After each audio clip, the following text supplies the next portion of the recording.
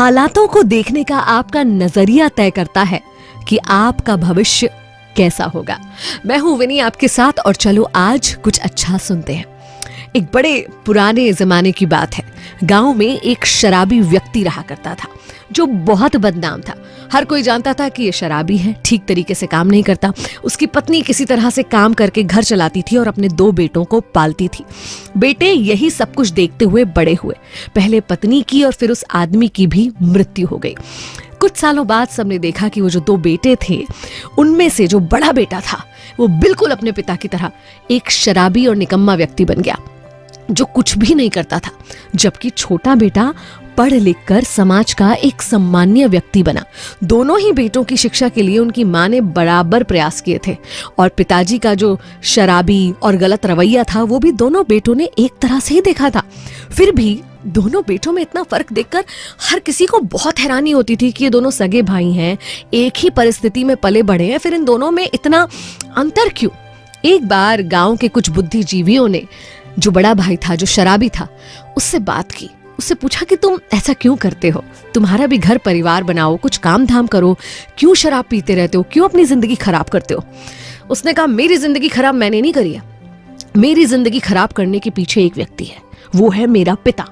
वो यही करते थे, बचपन से मैंने यही देखा, तो मैं यही तो सीखूंगा।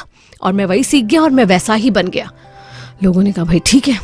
जब दूसरे बेटे से बात की किसी ने और उससे पूछा कि तुम एक सफल व्यक्ति बने हो, तुम जो भी काम करते हो अच्छी तरह करते हो, अपने परिवार को अच्छी तरह से लेकर चल रहे हो, समाज में तुम्हारा सम्मान है, कैसे? तो उसने कहा कि इसके पीछे एक ही शख्स है और वो है मेरे पिता।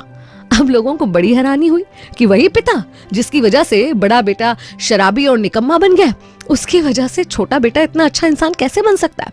उसने कहा कि जब मैंने मेरे पिता को देखा कि वो परिवार की जिम्मेदारियां नहीं उठाते हैं, शराबी हैं, मेरी माँ के साथ बुरा व्यवहार करते हैं, तो उसके जो दुष्प्रभाव हमारे परिवार पर पड़ रहे थे, मेरी माँ पर पड़ रहे थे और समाज में हमारी इज्जत पर पड़ रहे थे, उसे देखकर मैंने ये सीखा कि ये जो कुछ मेरे पिता करते हैं वो कभी नहीं करना है।